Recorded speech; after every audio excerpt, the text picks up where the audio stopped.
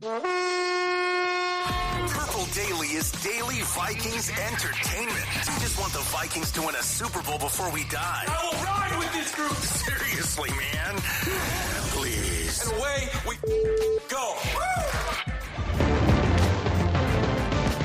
Latest Vikings news. You've stumbled into a latest Vikings news edition of Purple Daily here. Now, we wake up to some Vikings schedule news. So the full order of the opponents doesn't come out until primetime tomorrow, but the NFL loves to sprinkle little morsels. And so we can already piece together at least a significant chunk of the first half of the Vikings schedule. So we'll do that. Roku TV is powering latest Vikings news here today. Anybody got any Vikings news? We sure do, Judd. Roku TV has all sorts of things beyond just news.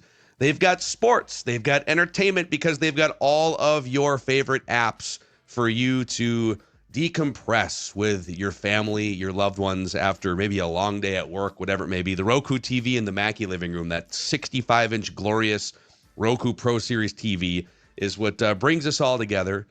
We were binging shows over the weekend. We were watching playoffs last night, late into the night. And Roku can help if you're a sports fan. They've got the Sports Zone where you can favorite your favorite teams. And it'll show you, like what platforms those teams are playing on, because it can be kind of confusing in 2025.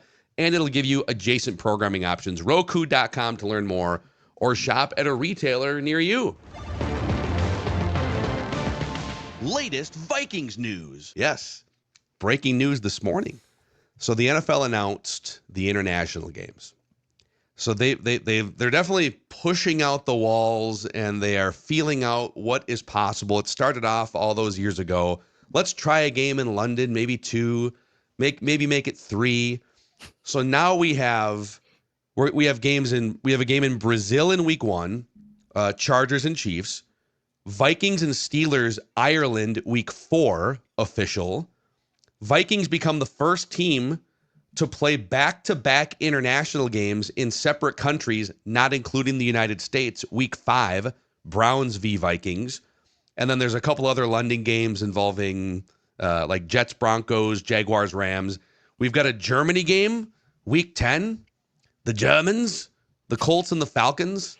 And then there's a Spain game, a Madrid game between the Dolphins and the Commanders. So the NFL definitely continuing to expand their footprint across the world here. But let's just start there. Your thoughts on week 4, Vikings in Ireland. It's a road game converted to a neutral site game, which really is kind of a home game because Vikings fans are prominent in that part of the world, as we found here on Purple Daily.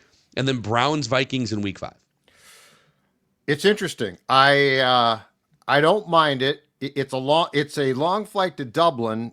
But since they're going to stay there, as we talked about on Purple Daily yesterday, it's a relatively short flight or travel to play in Tottenham Hotspur Stadium for like the third time in the past 4 years. It's become damn near a Vikings home stadium. Yeah. But the Pittsburgh game is going to be intriguing in Ireland because there's a ton of Steelers fans too. Like that's going to be electric. Dare I say the Browns game might not be electric, but yeah, I mean, the overall conversation here is what you said, Phil. This league is trying to figure out how to eventually have a team in London. It's trying to figure out logistics. And so the Vikings are somewhat of a guinea pig here, being the first team ever to have international games in 2 different countries in 2 weeks. I don't think it's going to stop there. And I do think it's a testament to how much respect that the league has for the Vikings and their fan base. But if you're the Vikings, the question is it worth flying 7 hours to get out of having not 1, but 2 road games? So now you go from 8 home games and 9 road games in hostile stadiums, perhaps, to 8 home games, 7 games in hostile stadiums, and then 2 neutral site games. I think if you're the Vikings, you probably take it. It's a massive advantage, right? Yeah. Totally. Because the Steelers and the Browns go from sleeping in their own beds to also having to travel and go across an ocean. So you get that built-in inconvenience. Also, Kevin Seifert noted, not that this really matters because it's different rosters and stuff, but The Vikings have actually never won a game at Heinz Field. Yeah. That is. And that they have stadium not played is like 20 years old. Yeah, maybe? they have not Don't played play a a bunch of games there. I covered the 2010 game, or 2009 game that they lost, which was their first loss of that season. And they haven't played in Cleveland now since the 2009 season opener. Okay. When Peterson trucked that poor Browns, I don't know what, I think it was a secondary guy, but that's the last time. Not going to be on the field anymore. But yeah, this gives them, and on the Cleveland game too, here's the advantage there. So you spend a week in Dublin practicing, and then you take a relatively short flight to London. Cleveland has to come from here. So the Vikings by then, internal clockwise, right? Get adjusted. Time difference not huge at that point. Cleveland doesn't get that. So once you get past the initial flight, and I don't know that players care where they play. Like, I think once your infrastructure, now it's a pain in the ass for the equipment guys and all that, training staff probably. But as far as the players go, yeah, once you get past that flight and you spend 2 weeks in one place, or essentially one place, I think that's definitely an advantage, if nothing else, for the Browns game. Yeah, I mean, the fact they don't have to travel to, and look, Cleveland's not like too far away. Pittsburgh closer to the on that Atlantic side, but I think this is great. You get it was just like 2 years ago when they won or 3 years ago when they won the 13 games, right? They were able to still get the extra home game. They didn't have to travel as much. I'm all for this because I would rather have this happen than have to go on the road and take 2 different flights. I know you're stuck in Europe for 10 days, but get acclimated. And then even though they'll likely have the early bye, which I know we talked about yesterday, which is kind of problematic. I think if you are able to have your schedule line up like this, I would take, that week 6, 7 bye, then have to do what they're going to do in the reverse fashion. Yeah, it's almost certainly going to be a week 6 bye, because I doubt that they would have you stay over there in Europe for 2 weeks. And then now you get almost certainly week 6, unless the Vikings go to the league and say, like, didn't they do this a couple years ago? They said, no, we don't want game. Yeah, we don't want that early bye. But the league will probably give them the week 6 bye. So I guess as you're piecing together the first 6 weeks, they're very unlikely to get 3 consecutive home games, weeks 1, 2, and 3. So my guess is, of those first 3 weeks, you're going to get 2 home games. So it'd be like, let's say, there's been some speculation that they would travel to Detroit in week 1. I've seen that out there. So let's say it's a road game week 1 against Detroit. Then you probably come home weeks 2 and 3, and we'll know all this in 36 hours. But if you have a week 6 bye, it would mean that you're going to have only 2 home games before week 7. So you're going to have to but you're flipping a couple road games to neutral site games, Right. And the so Cleveland it's game wonky that way. And the Cleveland game, at least, will probably feel like a home game. I think it's more the scattered travel at first that's going to be a challenge there. But so the rumor, I believe, is that the Vikings might open in a primetime window against Detroit in week 1 as a rematch of the debacle to end last regular season. Yeah. And then you would have to imagine play back-to-back home games. I don't think that they're going to make them travel that much within a 4 or 5 week span. So it's going to be a tough opening, but this is also what happens when you have a good team. Is there a world where they get the week 6 bye and then they come back in week 7 and play a Thursday night game? No, they would never give you a Thursday night game after a bye. No. I'm not saying they wouldn't, though. I think that's happened before. They come off the bye, like you get 10 days off, and then you get the Thursday night game. It's the other way around, where you get a Thursday night game and then you get a pseudo bye. Unless I'm wrong, like, is there an instance, Judd, that you can think of where you play a game in week 5, you get a bye in week 6, and then your bye 2 weeks are cut short with a Thursday game the week after? I don't think so, but I would have to look. And then you get a pseudo bye a lot after of that. gymnastics mentally right now. That would be a really bad beat by the schedule. But you could protest that. Like Yeah. you see the schedule.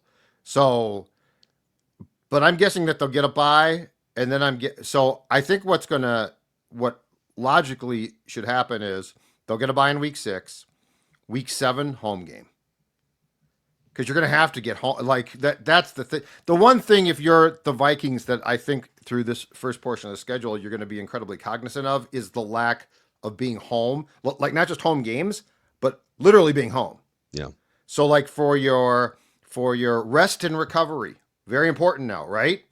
My guess is that you are going to say, okay, give us the bye, give us a home game, because then it's essentially a solid 2-week period where you do get to stay home. Yeah. You cannot, which would also mean on the front end, you're likely to get a home game in week 3, or I guess, week 3, because 4 and 5 are the European games. So 2 and 3. So if the Detroit thing is true and they're going to open to Ford Field, then you're likely to get home games in weeks 2 and 3, go to Europe for 4 and 5, get your bye, and then my guess is and stay home then in what would be week 7 or 8 at that point. Yep, week 7.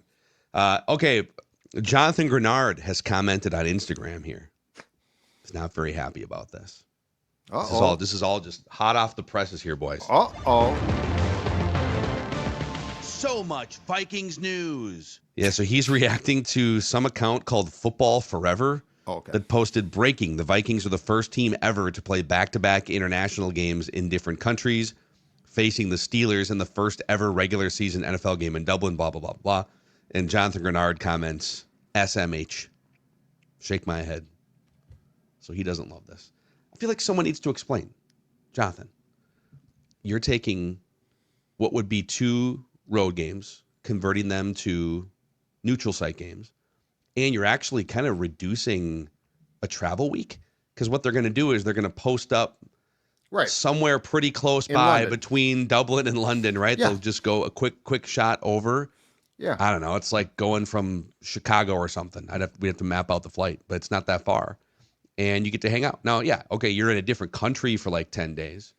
But I think once you explain the logistics of this, and even so, maybe guys are like, I don't care. I want to go home for a couple days and then hang out with my family or whatever and then travel. But my guess is the Vikings and the NFL are going to be really accommodating and allowing families to travel over there like they always do. Yeah. The accommodations will be 5-star. And let's let's be clear here too. And Greenard, fantastic player. Everybody loves him.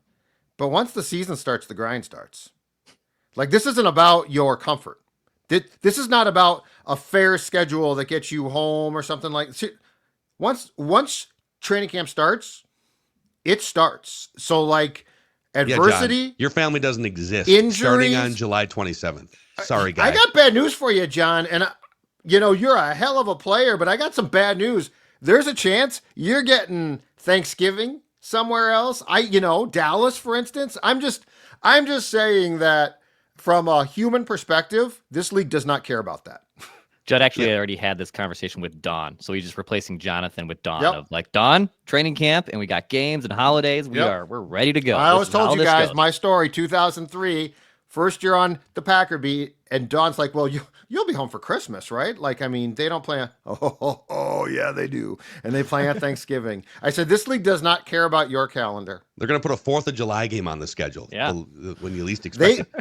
They look at a holiday and they see opportunities. They don't see church. They don't see family time. They see opportunities to schedule about 3 games, which is what they now do on Christmas. One last thing on the schedule thing, and then we'll get to some other Vikings news. How do you guys feel? They're definitely headed toward a division or probably a team first in London. There's been very little talk about what the next expansion city would be. It's been a minute. When the last time we expanded was Houston. Right? Houston. Yep. Back in that was like over 20 years ago. Mm-hmm.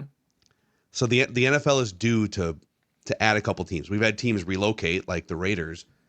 I think they're eyeing London for a team, or maybe they do 2 teams so that those teams can kind of play against each other in a division or something, and it reduces the travel. But if they're aiming for a team in, let's say, London, are you guys pro or anti NFL expanding to London? I think what they're doing. So yes, I agree with that. There has been protests about, well, what free agent is going to sign to play in London and go there and practice and the time difference, blah, blah, blah. I think we're looking at this a little bit too narrow, though, gentlemen, because here's what I think. I think they are aiming for eventually a European division. But do you think they would, start with a team or would they go all in? I think they would start with a team. I think they would start with a team, but like we're protesting it as, well, you got to then come back to the States and play games, and it's going to be, or your team has to go to London. That might be the case at first, but I think that this is all a grand plan because, I mean, you're playing games everywhere now, which, by the way, is smart. But I think the grand plan here is like to start with a team in London, but eventually then continue to expand out. Germany, possibly. I mean, hell, they're playing a game in Dublin. So I think this is going, the snowball's going. And we can be like, well, whoa, air travel, which, by the way, will probably improve as well. So, yeah, I'm with you. I think that they're going to London first, but I don't think that they're going to come close to stopping there. I think that they see this as a global game. And quite frankly, the race is on because the NBA sort of sees the same thing. So if there was a London team or a team in Europe in general, like, would it be 2 weeks home, 2 weeks on the road, right? Like, how you couldn't be doing back-to-back, like, you couldn't be doing every other game. The flight just from New York to San Francisco is 6.5 hours. It's like coast to coast there, like when the Giants played the Niners. It's a 6-hour flight. Mm-hmm. So if you're going to have a Europe team, I'm going to guess like it's 2, if not, would they do 3? But then is that a competitive advantage for the London team when they're home? I don't know. It's very interesting. What a lot of what the West Coast teams do going east and vice versa, they'll stay. If you have a back-to-back, let's say you're playing the Raiders and the Seahawks or something, whatever, back-to-back weeks on the road, a lot of teams will just stay out there. Yep. So I think this is why it's interesting that the Vikings are the guinea pig. Because they are, okay, let's simulate this. This is a Midwest team going out to play the Steelers and the Browns, but imagine if it was a Tottenham team or a Dublin team. My other question would be, can you create a division? How would that work? Because right now there's an even number of divisions. Wouldn't you have to almost create we're trying to think two of this divisions? Like, we're like ants. We're very small here, trying to figure out how the National Football League works. And they're like, hold on a second here. We've got that plan. It's right in Goodell's right-hand drawer. Don't worry about it. But you would need, like, I know that we're all just idiots here trying to figure this out, and they've been thinking about this, but you can't have an odd number of divisions, can you? Trying to do math on the fly. You would probably have to redo things. I like it, but I'm just saying I don't think it's going to stop with one team in London. The other thing that I think is plausible is this too. You could alter your schedule so that the London team, because if the London team is playing more East Coast games, I think the flight becomes, because like London to Los Angeles is a huge flight. Is it a shorter flight? It's a shorter flight between London and like New Jersey. Yeah, it's not that bad. Than it is from New Jersey to LA. And you could also, to Declan's point, also then have the London team play 2 or 3 games away from home, just stay here and practice. I just like, we're trying to logistically figure out how the league does things right now.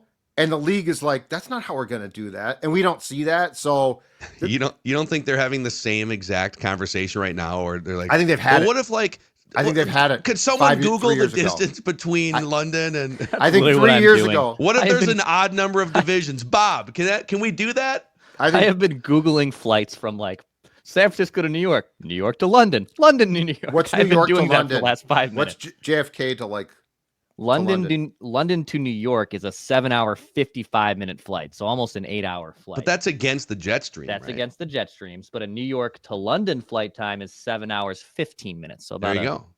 A little shorter there. What about New York and LA? New York to Los Angeles. It's gonna be 4 hours.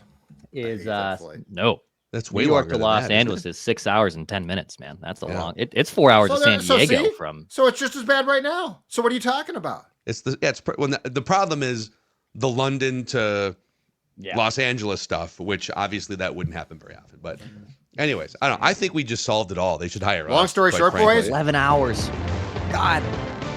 More Vikings news. JJ McCarthy is going international. He is, yes. The flow, the hair, the meditation. Speaking of JJ McCarthy, so Rich Eisen had Kevin O'Connell on the show. It was yesterday. Friend of the show, Rich and KOC. Those guys are tight. Yeah, he's on a lot. And they're tight enough to where Eisen feels comfortable just badgering KOC. And he asked him a few questions about JJ McCarthy. You know, what's going on there? Is he your starter? What's happening? And eventually Kevin O'Connell clapped back a little bit and said, quote, "I know everyone is wildly concerned about these practice reps against air, because that's all they're doing right now is just they can't play against the actual defense. Let me put you at peace. McCarthy is taking plenty of snaps from Ryan Kelly, who happens to be a 10-year starting offensive center in the NFL. Mm-hmm. So that's as far as he will go right now. Mm-hmm. He will not tell Rich Eisen or anyone. JJ McCarthy has been anointed. He has been crowned QB1. Ordinarily, I believe I side with our brethren in the media on stuff like this, but I'm totally siding with O'Connell. He's not going to, nor do they usually tell you this. Like, what? I don't understand. What are we doing here? JJ McCarthy is the starter. Unless he gets hurt or is ungodly bad, in which case in training camp, Sam Howell or Brett Rippon will take the first team reps, which I don't expect. But what's the fixation here on making him name McCarthy the starter in May? Or on the flip side, with trying to get Kevin to say, here's why we haven't named him quarterback one, because there's some sort of slight or deficiency. But this all, to KOC's point, this all just plays out. There's nobody on the roster that they are. Harrison Smith, everybody, we're going to hold a ceremony. Once again, he is the number one safety on the roster. No, they put together practice plans, and they, just like last year, they put together, here's the roster, here's the practice plan. Sam, you're going to work with the ones here. Right. JJ, you're going to work with the twos. Once in a while, JJ will mix in with the ones. And then once they have to submit an official depth chart going into week one or whatever it is, or is it the first or second preseason game? They have like the unofficial depth chart. Yeah, it's the first preseason game. So yeah, like he's practicing with the ones. But has there been? I'm trying to think here. How many coaches have come out with a first-year starter and like definitively in May said there is no competition, there is nothing that can stop him? Yeah, not even Jaden Daniels. Like, looks like he's probably going to be the starter. But let's I don't see think what it looks coaches like. say that though. Like I just don't think it's. I don't think it's their. It's in our thought process. Oh, who's the starter? Just name him. But I don't think coaches come out and say that. And quite frankly, like, can we not read between the lines enough? Like, if you're going to push O'Connell on things, which I totally get at times, I've done it myself. But if you're going to push him on things, are you really going to push him on something that you can see is clear as day? Now, if they brought in Aaron Rodgers, right? Then you got something. Then it's like Aaron starting, huh? But I feel like we're beating a completely dead horse here because McCarthy is going to start unless something happens. Yeah. It is quite frankly the most exhausting, dumbest thing to worry about. And we are officially going to move on from it right now. I love Vikings news. Yes, we do too, Judd. Alec Lewis, one more note regarding JJ McCarthy here. Our guy Alec Lewis from The Athletic highlighted this morning in a column some of the notable rookie quarterback performances, like the team record. These are on the high end over the last 20 years or so. Now, obviously, McCarthy is not officially a rookie, but he's a first-year starter, so we're kind of bending the rules a little bit here. Ben Roethlisberger, as a rookie starter in 2004, the Steelers were 13-0 with him at the helm. 17 touchdowns, 11 interceptions. You may remember Dak Prescott as a fourth-round pick taken over for, was it a collarbone or something for Tony Romo? And in 2016, the Cowboys went 13-3 with first-year starter Dak Prescott, who threw for 3,600 yards, 23 touchdowns, 4 interceptions. Andrew Luck. Now, Andrew Luck was regarded as a generational talent. McCarthy regarded as a really good, solid talent. We'll see what happens. Right. But he came in 2012 Colts, 11-5, 4,370 passing yards, 23 touchdowns. He actually had a bunch of interceptions, 18 interceptions. And then like Matt Ryan in 2008, Falcons went 11-5, 3,400 yards, 16 touchdowns, 11 interceptions. Not a lot of guys. There's no 30 touchdown seasons in here, and there's only one 4,000-yard passing season. Now, he's not counting Mahomes, for instance, who was, I think he got one start as a rookie or came in. Yeah. So some of this is semantics, but there's the point here is, and you can check out the full list, athletic.com/Vikings, Alec Lewis. There's a lot of high-end winning seasons, 11, 13 wins, with first-year starting quarterbacks who were maybe a little bit limited but had great infrastructure. No love for Kyle Orton on that list. Who he is on this list. Yeah.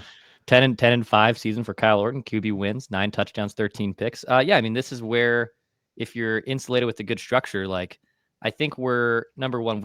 I get the Vikings fans, and even I think us probably getting sick of the whole is he QB1, and also what's he going to look like? What's the stat line going to look like? And I do think there is a probably discussion of we should set a realistic expectation bar for yards or touchdowns, probably on a future episode for JJ McCarthy. But there is plenty of examples of guys, even like I know Mac Jones is now a backup, but like Mac Jones led his team to the playoffs his first year and towards the end of the Belichick era. Jaden Daniels was obviously amazing last year. So there's plenty of examples of guys stepping in. Now, a lot of those teams were obviously really bad the year before. It's not the case with the Vikings. Like look, all the guys that were on this list were 1 or 2 or top 5 overall picks, right? For the most part. So the fact the Vikings have a supporting cast that is not that, they're coming off a great season, I think is good news for McCarthy. Roethlisberger is probably the closest example. There might be another one on here too, where the Steelers were like pretty darn good for. And he was insulated very well. Yes. And he comes in. Did he take over for Tommy Maddox? Didn't Maddox start that season? Pretty sure. But they had a defense. They had Bill Cowher. Yeah. And they were one of the better teams in the AFC. And I don't even remember because did they trade up? Because I thought Ben was like a fringe top 10 pick, but that's great infrastructure, and he didn't have to do a whole lot. Later in his career, he became a guy that was putting up big time numbers and kind of carrying the offense. So there's an interesting discussion here, though, and it's when it comes to the Vikings, it's this: we do probably need to set realistic and obtainable expectations for McCarthy, but the flip side is the expectations internally and externally for the 2025 Vikings are sky high. Like I understand you don't need to, and this roster is built so that all of those expectations certainly don't get dumped on a first-year starting quarterback. But make no mistake, when training camp opens, the expectations, in my opinion, from Vikings fans and the Vikings, I don't care about the national pundits, but I think the expectations are very, very high. And McCarthy's at least going to get somewhat caught up in that.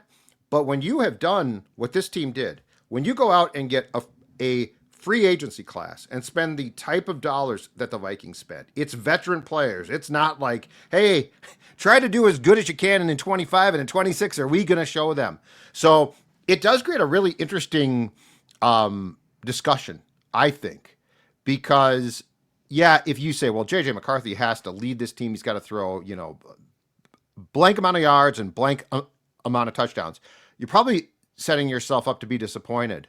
But I also think that we can have a very realistic conversation about, I don't think it's out of bounds at all on the opening day of training camp to say that this is the year that with this roster, Kevin O'Connell probably should get his first playoff win. Yeah. I mean, hey, Kay Adams went on the internet yesterday and said Vikings win in the Super Bowl.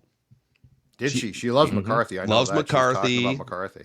Yeah. And then she was fighting with people on Twitter throughout the day that disagreed with her take. Feisty Kay Adams. It's going after people. So a couple other nuggets here for Vikings news, and then we will get to our weekly Hot Vikings take. But last Monday, we had former head trainer, Vikings, Eagles, 2.5, 3 decades in the NFL, Eric Sugarman on the podcast. He told some stories, gave his thoughts on some injuries, and he's running a company now called Neos Elite Performance, Judd. Yep, indeed. And if you are an ex-athlete, let's say you loved golf at one time, basketball, I don't know. But you know what? If you're now in pain and you can't participate in this sports, have I got the answer for you? Neos Elite's cutting-edge regenerative medicine and cellular IV therapy is designed to get you going again. And here's the best part, without invasive procedure. It's also white glove service. That means they are going to come to you. No trip to the doctors or the hospital. Neos comes to you, and Neos helps stop that pain. Their elite therapies designed to reduce the pain, restore function, and get you back to doing what you love. In other words, get back on the basketball court, get back on the golf course. If you reference our show, Purple Daily, you're going to get $500 off a cellular IV therapy treatment and find out just how well this works. No downtime, no surgery, just results. NeosElite.com, Neos Elite.com. A lot of cutting edge things to help you get back on your feet and back on the field. Yeah, a Black Stack beer might not help you get back on the maybe it will help you get back on the field, just in a very different way. World-renowned craft beer that you can find inside most liquor stores around Minnesota, from the South Edge, Rochester, all the way up to Grand Marais, of course, in the Twin Cities, and now expanded distribution into Wisconsin, Nebraska, and South Dakota. Some of the best beer you're going to find, Black Stack, at Tap Room, the second largest tap room in the state of Minnesota that we had a couple months ago, a great Purple Daily Unplugged event at. If you're not as into beer, you go to the Tap Room. You can also get hard seltzer cocktails, boozy slushies, root beer that they brew themselves as well. BlackStackBrewing.com to find out what they are up to. And a shout out to Federated Insurance. If you're a business owner out there, whether you're in the state of Minnesota or whether you are in any of the other 49 states, Federated's been around for over 120 years, helping businesses stay focused on safety and preventing claims. They're all about helping your business grow through risk management. It's like having a great offensive line, protecting your business. And you can find out more about the industries they specialize in and the work that they do at federatedinsurance.com, where it's our business to protect yours. I love Vikings news. Okay, the Purple Daily Anonymous tip line was very aggressive with the Asante Samuel Jr. steam throughout March and early April. And Jeremy Fowler has an update on the 25-year-old talented cornerback who's run into some major injury issues. He only played a handful of games last year for the Chargers, and he had like long-term stinger symptoms, some neck and shoulder stuff that has been a big question. And Jeremy Fowler from ESPN says, Asante Samuel Jr., one of the top free agent cornerbacks in this year's free agent class, free agency twice there, my doing, not Jeremy's. He's a great journalist. I mean, we all make mistakes, Phil. No. I mean, waiting to sign with a new team after undergoing neck surgery in April, according to sources. Samuel, who visited the Saints on Monday, has a checkup in early July, after which he will reconvene with several interested teams. He plans to return to the field for the 2025 season. So he had a surgery, he has a checkup in July, and so this is going to be something that kind of runs into training camp. But Asante Samuel Jr. is still sitting out there, and that gives some clarification on just where he's at with that injury. And we do know for sure that he's at the Florida clubs. So if he's at the Florida clubs rocking a Vikings hat. It was a Vikings neck brace, actually. A Vikings Williams, brace. Poor guy. I wonder if the July appointment becomes like the tipping point. Because like if it's stingers and neck problems, that's in football terms, that's bad. Like that's a tough thing. But if he comes out clean, like again, could he be around where the Vikings say, you know what, we could definitely use some more depth here, sign a guy like that. I'm just trying to think, Stephon Gilmore, Shaq Griffin's still out there. So there are definitely options. There are definitely guys who because we're through the second wave now. Like if you're out there. Are we third wave now? Is there a third wave, or is the third wave just the waiting wave where you just sort of hang on your couch, you go. Well, how do we out. know that the second wave is over? When did the second wave end? I feel like the second wave ends around the draft. Okay. I feel So like if you haven't been signed yet, you are no longer. You're not a first wave. You're not even a second wave. I feel like that. Your I mean, correct me if confidence you is guys kind of disagree. shattered. I feel like there's a third wave, I guess, is my pushback. Because I mean, it's just sporadic now, guys who are still left. Like it's just a group here and there, and they're scattered out. But they're certainly not going to break the bank. And I always, too, the third wave always gets me curious because a lot of times it's veteran guys who have no interest in coming to your OTAs or your mini camp. Yeah, and you know what? If you're a cornerback, I think you can make. There's certain positions. If you're a quarterback, unless you really know the system, like Brett Favre at 39, he spoke the same system language that Brad Childress had. All right, you show up 3 weeks before the season, we can make it work. Aaron Rodgers, all right, whatever, we'll figure it out. Right. If you're a depth cornerback, now the Flores system's a little more complicated, so that's where I would probably the Shaq Griffin thing though, like because he knows the language, step right back in. Yeah. Rest the body. Is Gilmore? I mean, Gilmore's older. He's like 35, right? So is he? He was threatening to retire, but that might have been so that you didn't call him and request that he come to OTAs. Don't plan on me. Let's talk in early July. Exactly. I really like to be around the locker room and game day, but I hate practices. And there's nothing worse than off-season practices when I can be on a boat. That's how I interpret the existence of Stephon Gilmore right now. Yeah. Okay. So there's your, I guess that's your Purple Daily Anonymous tip line update and your Asante Samuel Jr. update, kind of all in one there. More Vikings news. And then one more thing, we're gonna put some things in latest Vikings news that are just interesting to us too, that like little stats or trends or things as we dig into the 2025 Vikings and digest the moves that they've made. And one thing that we were talking about on our text or email thread recently was that the Vikings offensively, their pass catching unit, was tied for 27th in the NFL in yards after the catch per reception. So the Vikings were at 4.9 yards after the catch per catch, which was, like I said, 27th. The top teams in the NFL in that category are like 1.5 yards or 2 yards better per reception. The Lions, the Bills, those teams were 6.5, close to 7 yards after the catch per catch. Ravens, Packers, Bucks, all those teams were over 6 yards after the catch. So they were at least 1 yard or 2 better than the Vikings.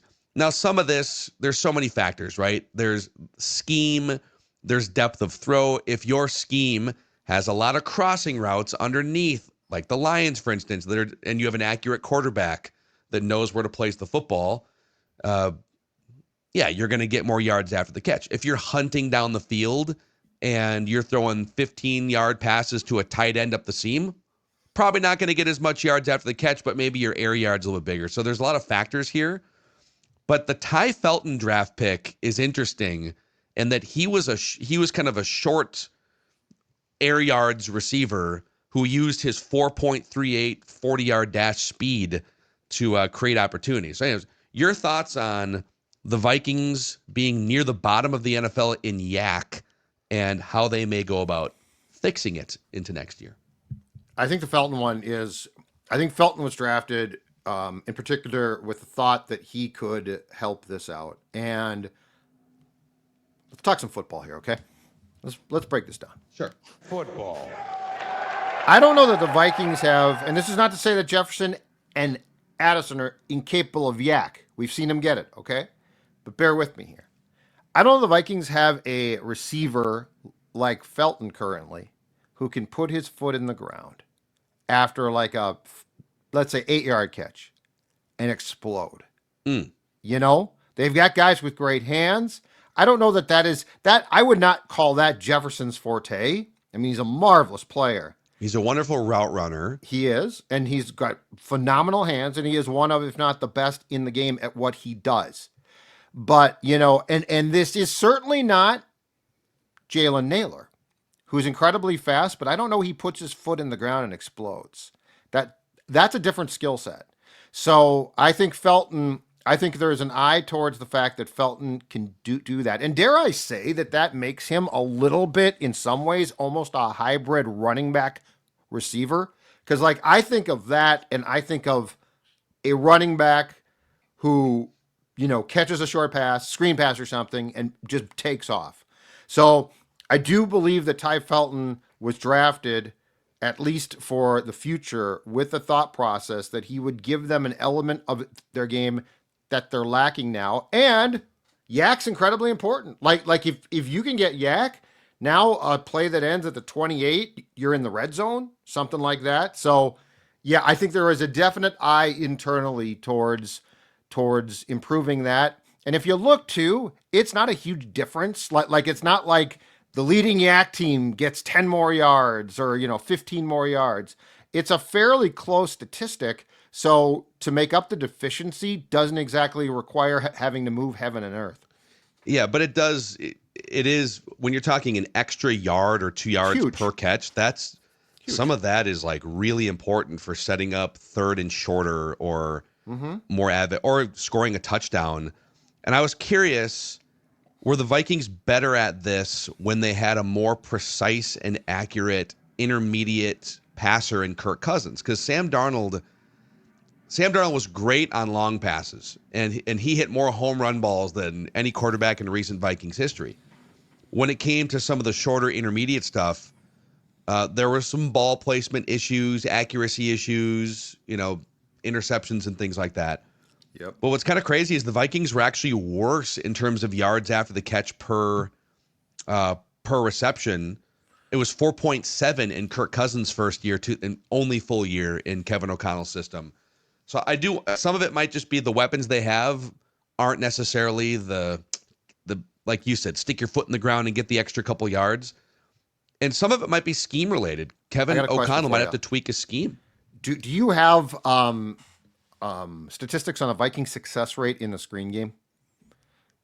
Yeah, I always have that in front of me, just waiting. Because, for you to ask well, that no, question. here's my thought, and this goes back to, I think Dex was the first guy to talk about this. It was like 2 years ago or something. But the Vikings' lack of a consistent screen game, to me, is the most damaging Yak statistic.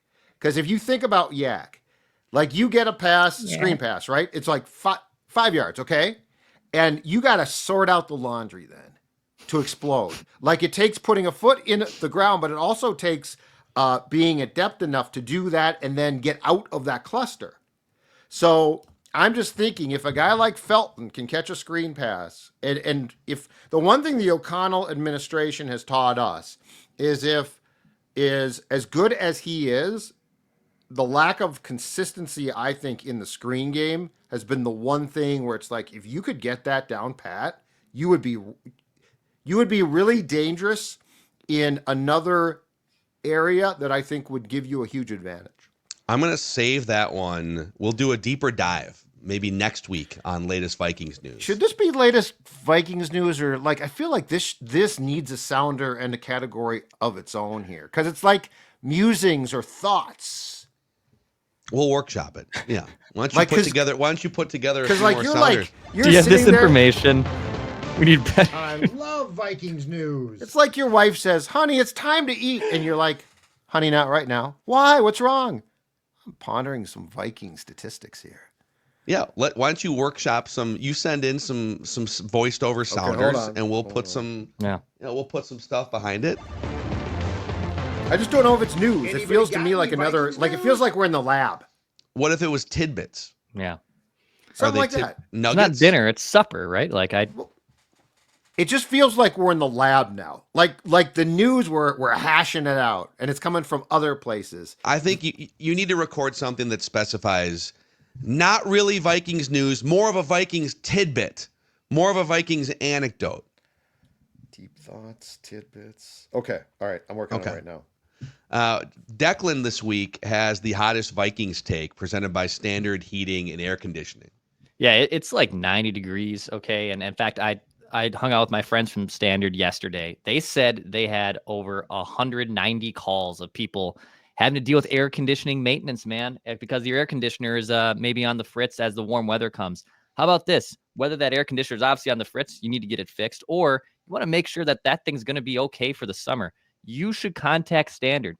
You do not want to DIY your HVAC and air conditioning needs. If you're a dummy like me, you do not want to do that type of stuff. Let the pros handle that at Standard Heating. And when you join their Smart Club too, this will give you a discount on repairs. It gives you priority booking in the event something does go wrong too.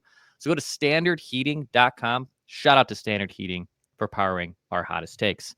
Okay, so this comes from, and I know you guys discussed it a little bit when I was gone last week, the whole Colin Cowherd Vikings last in the NFC North. Now, I know he said that more of just like, it's not like they're going to be dead last and looking up from the standings. I think it was more of, it's a very competitive division, and he thinks the Vikings are more the fourth place team. Well, here's my hottest take. The Detroit Lions are by far the most likely team to finish dead last in the NFC North. That is my hottest take. Have you guys looked at the Detroit Lions road schedule this season? Not specifically yet. So they get their 3 teams against I was waiting division. till Wednesday night. Yeah, I was delayed gratification. I need to see it. Yeah. I need to see how the it's gonna order of the shake out. opponents is very important. Thank you. I would even say it doesn't even matter the order, because their road games this year are a gauntlet. They'll get the 3 teams against the North. They'll also get at Washington against Jaden Daniels, at Philadelphia against Jalen Hurts, at Cincinnati against Joe Burrow, at Baltimore against Lamar Jackson, at Kansas City against Patrick Mahomes, at the Rams against Matthew Stafford. Wow. What's their hardest, or what's their easiest? Oh, the Bears, I guess, would be Probably their the easiest road Bears. game. What's their second easiest road game? Is there a world? Are where they playing all like the hardest teams in the league in order Quarterbacks? on the road? What'd you say, Judd? So their QB schedule is just a gauntlet. Yeah. So like they're going to need guys to get hurt to like Well, they're Burrow- also a good team but themselves. They're also good teams, Yes. though. Yeah. So like they're literally playing. Yes. Yes, they're playing like probably 7 of the top 10 quarterbacks in the NFL on the road. Wow. Now their home schedule, there's some softies here, like the Giants and Cleveland. Like those should be teams that they beat. But you're telling me a first-year defensive coordinator is going to be able to try to slow down some of the best QBs in the NFL? And I just look at that, and everyone looks at the Vikings as, oh, they're obviously going to regress. Dude, just look at the schedule there for Detroit. Is there even a world where they win more than 3 road games? And then that basically means they would have to win 7 home games just to get to 10 wins? Dude, the Lions have the hardest path by far this year and are easily the most likely team to regress. Forget the Vikings regressing, even with the first-year quarterback.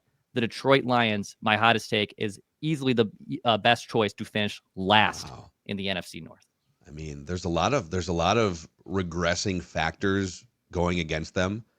You mentioned schedule, and we'll see once it's laid out and we get to touch it, we get to smell it in physical form tomorrow night. But there also the fact that you lost 2 of the best coordinators in the NFL. I think also the fact that you've had this team that's been ready to win a Super Bowl in maybe the last 2 years, and you blow a 17-point lead in the NFC Championship game, followed by an early exit last year. Yeah, you're getting some guys healthy, but that's just a lot to shoulder and to push that rock back up the hill. I kind of felt the same way about San Francisco a year ago, where, man, how many times can you get that far in the video game, get beat, have to go through the entire offseason, start at level 1 again, go all the way up? Like, it's hard, and other teams are getting better behind them. So it's a spicy take, but there's a lot of interesting factors that are coming sort of crashing down on the Lions this year. Would any team in that division finishing last absolutely shock you? Like, absolutely, like I cannot. The Lions a little, I'm not going to lie, even with those factors. Yeah. So 2025 strength of schedule. Here are the top 7 teams in the entire league, okay? The Giants actually have the hardest schedule. Their opponents have a 574 win percentage. The Bears, 571, are second. They're tied with the Lions, 571.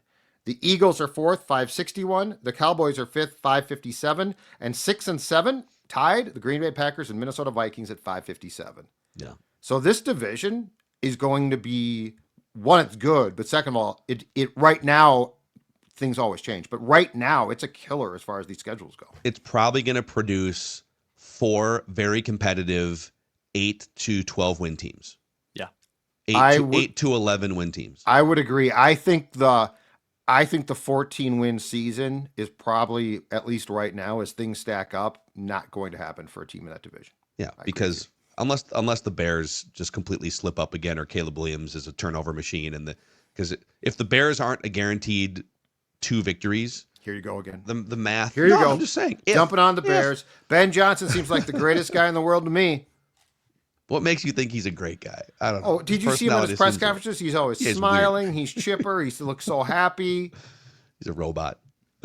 I do have it marked in for whatever we label it. We will do I promise you, we will do a screen game deep dive at some point here. Okay, I do want to hear this. I think this is one of the most important things. Dude, this is. Hey, everyone else takes the summer off from their content. This is Purple Daily. 365 days a year. Judd's camp notes are about to fire up. This is football. You're expected to grind. Like, if you don't want to do this, do something else. Yeah, that's right. But before you go somewhere else or do something else, click that like button and the subscribe button here on the Purple Daily YouTube channel. And if you're listening on demand on Apple and Spotify, if you could please give us a 5-star rating and a positive review, you can help us keep growing this thing. We just want the Vikes to win a Super Bowl before we die. See ya.